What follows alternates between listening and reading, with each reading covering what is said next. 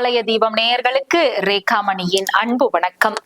திருக்கார்த்திகை தீப திருவிழாவினுடைய மகத்துவத்தை எல்லாம் இன்றைய தினம் தெரிந்து கொள்ள இருக்கிறோம். சிவபெருமான் பார்வதி தேவிக்கு தன்னுடைய உடலிலே இடபாகத்தை கொடுத்து அர்த்தநாரீஸ்வரராக காட்சி வழங்கிய அற்புதமான நாள்தான் இந்த திருக்கார்த்திகை திருநாள்.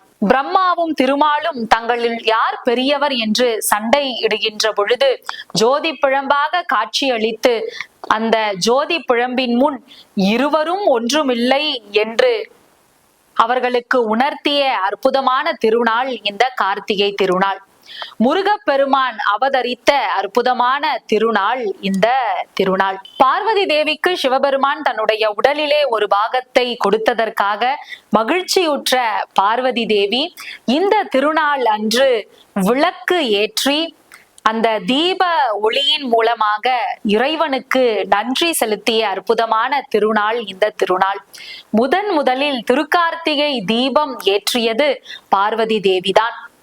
இல்லக விளக்கது இருள் கெடுப்பது, சொல்லக விளக்கது சோதி உள்ளது, பல்லக விளக்கது பலரும் காண்பது, நல்லக விளக்கது நமச்சிவாயவே என்பார்கள். அப்படி புற இருளை அகற்ற வல்ல அற்புதமான திருவிளக்கானது அக இருளையும் அகற்றக்கூடிய ஒன்றாக பார்க்கப்படுகிறது. பொதுவா ஒரு இருள் இருக்கு அப்படின்னா அந்த இருளை நாம் அகற்றுவதற்கு ஒளியினை ஏற்றி வைத்தால் போதும்.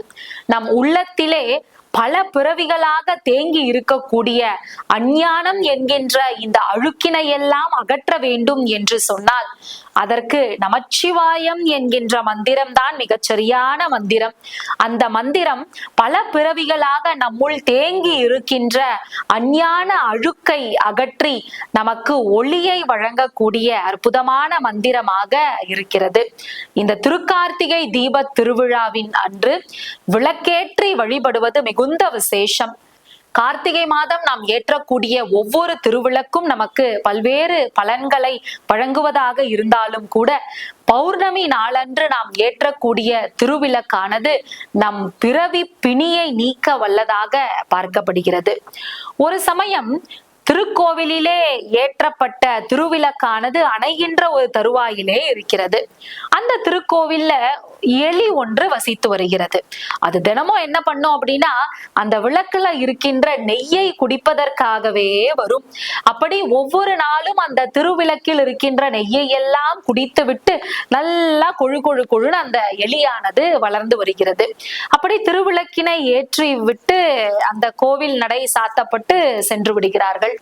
அச்சமயம் அந்த எலியானது அந்த நெய்யை குடிப்பதற்காக வருகின்ற பொழுது தெரியாமல் அதனுடைய வாளானது பட்டு திரியானது தூண்டப்பட்டு அந்த விளக்கானது பிரகாசமாக எரிகிறது. அப்படி பிரகாசமாக எரிகின்ற அந்த திருவிளக்கானது மிகுந்த ஒரு நற்பலனை அந்த எலிக்கு தருகிறது. தெரியாமல் அந்த திருவிளக்கை தூண்டிய அந்த எலிக்கு அடுத்த பிறவியில் மிகப்பெரிய மன்னனாக பிறக்கக்கூடிய ஒரு அதிர்ஷ்ட வாய்ப்பானது கிடைக்கிறது. மாபலி சக்கரவர்த்தியாக அந்த எலியானது அடுத்த பிறவியிலே பிறக்கிறது. தன்னுடைய முற்பிறவி பலன்களை எல்லாம் மறந்துவிட்டு மிகுந்த ராஜபோக வாழ்க்கை வாழ்ந்து கொண்டிருக்கிறது. பட்டாடை உடுத்தி அந்த திருக்கோவிலில் வலம் வருகின்ற பொழுது திருவிளக்கிலே அந்த பட்டாடையானது பட்டு உடல் முழுவதும் தீ பரவி மிகுந்த வருத்தத்திற்கு உள்ளாக்குகிறது அந்த மன்னனை. அதன் பிறகு ஒரு அசரீரி எழுந்து கார்த்திகை மாதம் பௌர்ணமி தினத்தன்று பல்வேறு திருவிளக்குகளை வரிசையாக ஏற்றி வணங்கி வழிபட இந்த பாவமெல்லாம் நீங்கும் என்று கேட்கிறது. அதனால் கார்த்திகை மாதம் முழுவதும் விளக்கேற்றி பௌர்ணமி தினத்தன்று பல்வேறு விளக்குகளின் வரிசையை அமைத்து அதன் மூலமாக அதிலிருந்து பெறக்கூடிய ஒளியின் மூலமாக மகாபலி சக்கரவர்த்திக்கு ஏற்பட்ட அந்த வருத்தமானது நீங்கி விடுகிறது. இப்படி தெரியாமல் விளக்கினை ஏற்றுகின்ற பொழுதே பல்வேறு பலன்கள் கிடைக்கிறது என்று சொன்னால் அண்ணாமலையாரை முழுவதுமாக மனதிலே தாங்கி நாம் ஏற்றுகின்ற ஒவ்வொரு திருவிளக்கும் நமக்கு பல்வேறு நற்பலன்களை வழங்கக்கூடிய ஒன்றாக இருக்கிறது. பொதுவா ஒரு திருவிளக்கு ஏற்றிவிட்டு அதிலிருந்து பல விளக்குகளை நாம் ஏற்ற முடியும். அதை போலத்தான் இறைவனினுடைய அருளானது அனைவருக்கும் சரிசமமாக கிடைக்கிறது. என்றும் வற்றாத அருளாக இறைவனினுடைய அருளானது அனைவருக்கும் கிடைக்கிறது. பொதுவா எல்லா நாட்களும் கூட திருவிளக்கினை ஏற்றுவது உகந்த நாட்களாக இருந்தாலும் கூட சிவபெருமானின் முன்பு இந்த பௌர்ணமி தினத்தன்று நெய்யினால் ஏற்றப்படக்கூடிய திருவிளக்கு அசுவமேத யாகம் செய்ததற்கு இணையாக பார்க்கப்படுகிறது.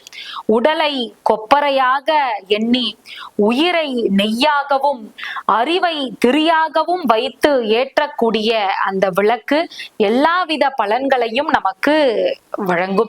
பெரிய புராணத்தில் திருஞான சம்பந்தர் வரலாற்றிலே பூம்பாவையினுடைய வரலாற்றினை நாம் பார்க்கின்ற பொழுது, பூம்பாவை ஒரு அரவம் தீண்டி இறந்து விடுகிறாள். இறந்த அந்த பூம்பாவையினுடைய எலும்பையும் சாம்பலையும் ஒரு குடத்திலே போட்டுவிட்டு என்றாவது ஒரு நாள் இதனை திருஞான சம்பந்தரிடம் ஒப்படைத்து விட வேண்டும் என்று அவளுடைய தந்தை காத்து கொண்டிருக்கிறாள்.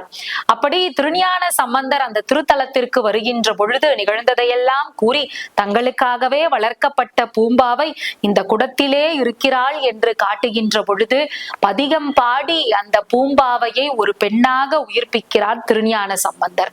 அப்படி 10 பதிகங்கள் பாடுகின்ற பொழுது அதிலே விளக்கீடு காணாமல் போதியோ பூம்பாவாய் என்று ஒரு வரி வரும்.